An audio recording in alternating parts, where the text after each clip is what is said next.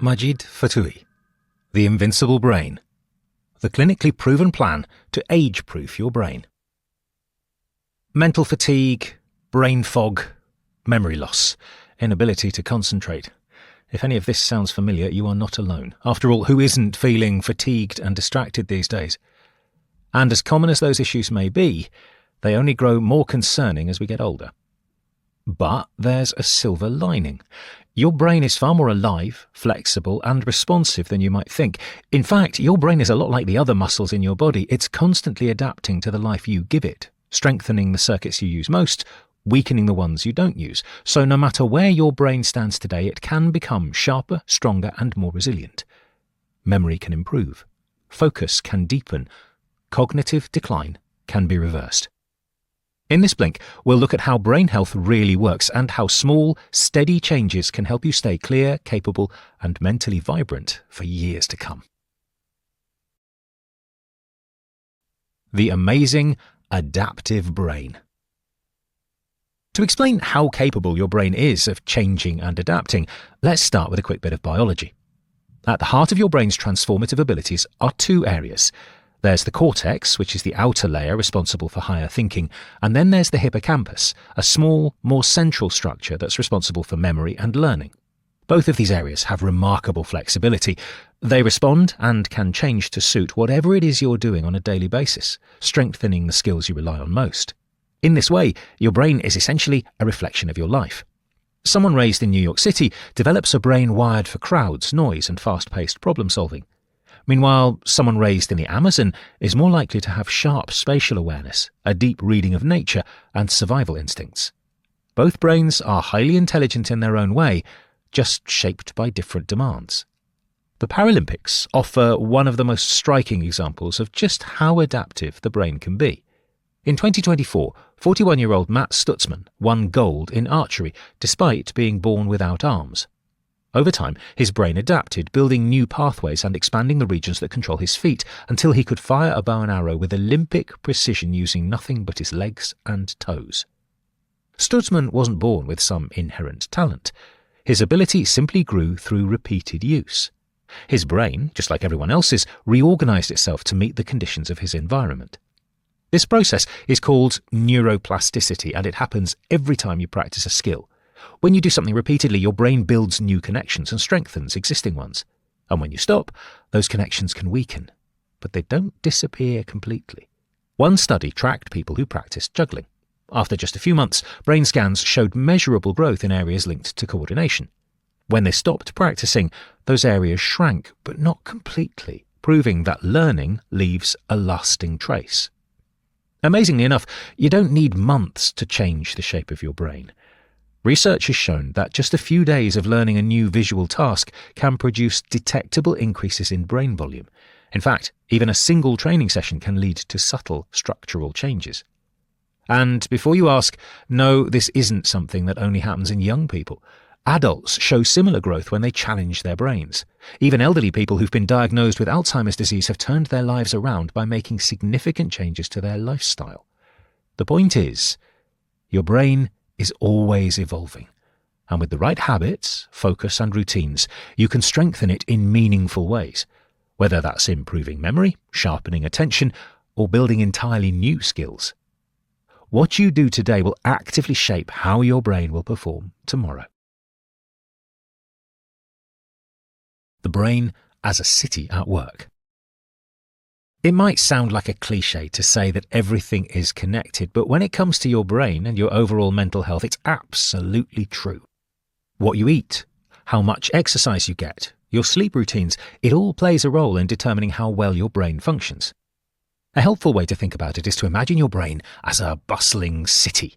Stuff is constantly moving around, systems are running, decisions are being made. It's all non-stop activity that shapes everything you think, feel, and do.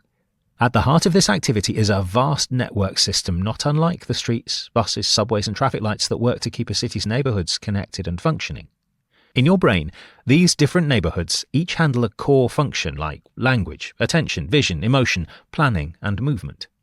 Every city also has its specialised networks, power grids, telecommunications, water and sanitation, keeping everything running smoothly. The brain works the same way. Neurons handle communication. Astrocytes deliver nutrients. Microglia act as the clean-up and defence crew. Oligodendrocytes speed up signal transmission, while blood vessels bring in oxygen. And at night, while you sleep, the glymphatic system gets to work clearing out the day's waste. When all of these systems are humming along together, the brain feels sharp, clear and responsive. But like with any complex system, things can start to break down. And this is where the everything is connected becomes really apparent. Even if one thing, like garbage collection or transportation, falters, basic functions in a city can slow to a crawl. That's similar to what happens in the brain when lifestyle factors interfere with normal operations. Diabetes or high blood pressure restrict blood flow, which in turn limits the brain's fuel supply. Poor sleeping habits disrupt the nightly clean-up process. Chronic stress and heavy alcohol use throw off communication between networks.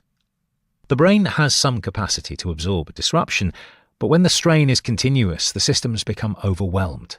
Inflammation sets in, efficiency drops, and the effects show up as mental fog, slower thinking, or difficulty concentrating.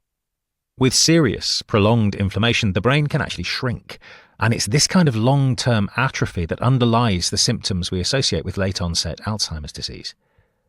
The good news is the brain is capable of amazing transformations. With rest, exercise and proper nutrition, the brain's built-in repair systems will kick into gear. Faulty connections can be rebuilt, inflammation reduced, and functions restored. In the sections ahead, you'll learn exactly how to get all those neighbourhoods and systems synchronised and functioning as best they can. But first, let's spend a moment looking at a function many of us worry about from time to time: memory. The power of memory and emotions. First off, let's clear up a general misunderstanding. Your memory isn't some archive where old files are kept for occasional retrieval. Your memory is a very active part of your brain, woven into your everyday life. It determines how you move through the present day by choosing which past experiences best inform how you should react to people, make decisions, build routines, and interpret what's happening around you. On top of that, it's also constantly at work deciding which new impressions deserve to be stored in the brain. It's equally active in the cortex and hippocampus, where learning strengthens synapses and repeated practice builds lasting connections across brain networks. Now, what we tend to worry about in terms of memory is forgetting. But in many everyday cases, the problem isn't that information was lost, it's that it never made it into long-term storage in the first place. Meet someone at a busy, distracting party and there's a good chance your brain never fully registered them. The brain is selective by necessity, constantly sifting through experience and filtering out anything it deems boring, irrelevant, or emotionally flat. What gets remembered is what feels meaningful, useful, or charged with emotion. One practical trick for remembering names: add an emotional component. When you're introduced to someone, repeat their name out loud. And if it's unfamiliar, ask them to spell it so you can picture it clearly. Then give yourself something to look forward to. A small, genuinely exciting reward for remembering the name later. The anticipation alone is often not enough to trigger the emotional charge that helps the brain hold on. The same memory mechanisms that shape our feelings and expectations can also lock in harmful habits. The brain uses neurotransmitters like dopamine, associated with pleasure and reward, to flag certain experiences as worth remembering. It's released when we exercise, when we connect with others, and when we achieve something.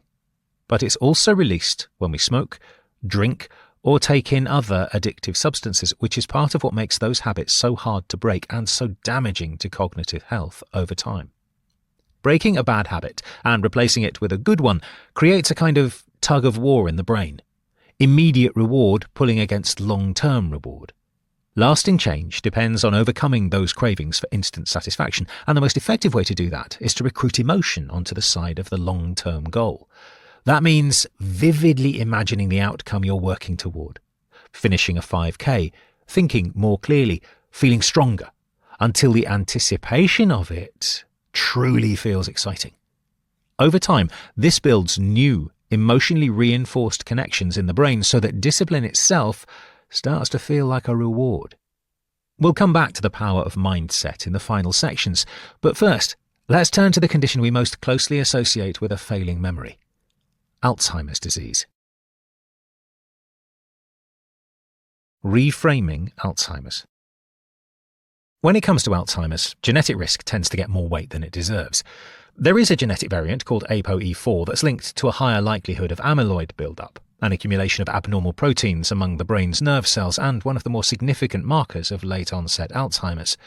But carrying the variant isn't a verdict. Daily habits and lifestyle choices play a far larger role. Exercise, sleep, diet, stress levels, and social connection all influence whether certain genetic tendencies, including ApoE4, become more active or less harmful over time. Research shows that even among people carrying ApoE4, physical activity can dramatically reduce risk markers. One group study found that exercise essentially cancelled out the gene's added effect on amyloid buildup. Another study of older adults found that ApoE4 carriers who stayed busy with hobbies and playing sports had amyloid levels similar to people without the variant. So yes, inherited risk matters, but genetics is only one part of a much larger picture.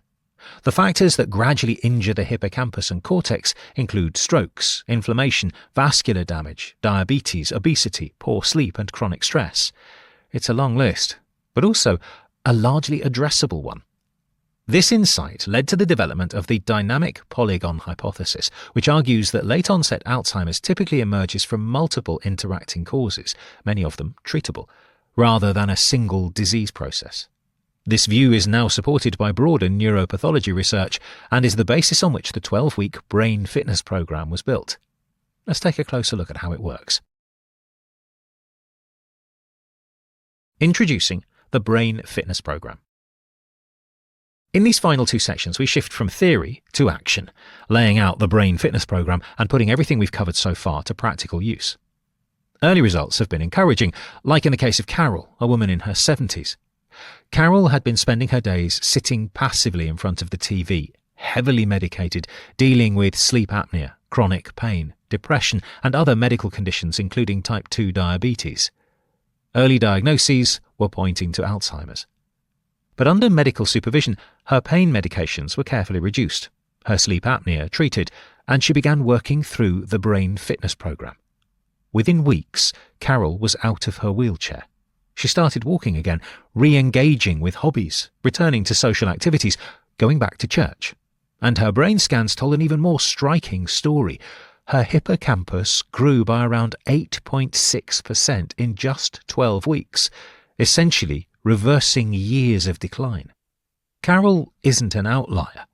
Across more than 100 patients, the majority have shown meaningful cognitive improvement, with over half experiencing measurable hippocampal growth.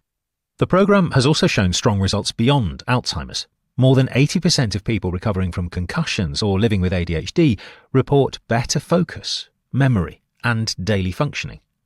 What makes the brain fitness program unique is its 5 core pillars: physical fitness, sleep quality, nutrition, mindset, and targeted brain training. Each pillar supports the others. Exercise boosts blood flow and growth factors in the brain. Sleep clears out waste and strengthens memory. Nutrition reduces inflammation and fuels brain cells. Brain training strengthens connections and builds new ones. Mindset might seem like the softer side of brain health, but the evidence behind it is hard to ignore. In one analysis of over 60,000 adults, people with a clear sense of purpose had a noticeably lower risk of cognitive decline and dementia. Other research links purpose to healthier brain structures, particularly in areas tied to memory. Even in people already showing signs of Alzheimer's, a strong sense of meaning is associated with better emotional well-being and resilience, which in turn helps regulate stress and sustain the motivation to keep up the habits that matter. This is why one of the first steps in the brain fitness program is to identify your purpose, the deeper reason you want to improve. Maybe you want to stay active in the lives of your loved ones as you get older. Maybe there are goals you're still working toward. From there, the program builds a personalized, structured path through each of the 5 pillars, based on a detailed picture of your current health, environment, and lifestyle. In the final section, we'll look at some of the concrete steps anyone can start taking to improve their cognitive health today. How to reduce your chances of cognitive decline. The principles of the brain fitness program translate directly into daily habits, and if there's one place to begin, it's movement. Regular exercise is the smartest first habit to build, and the reasoning goes all the way down to the cellular level. Physical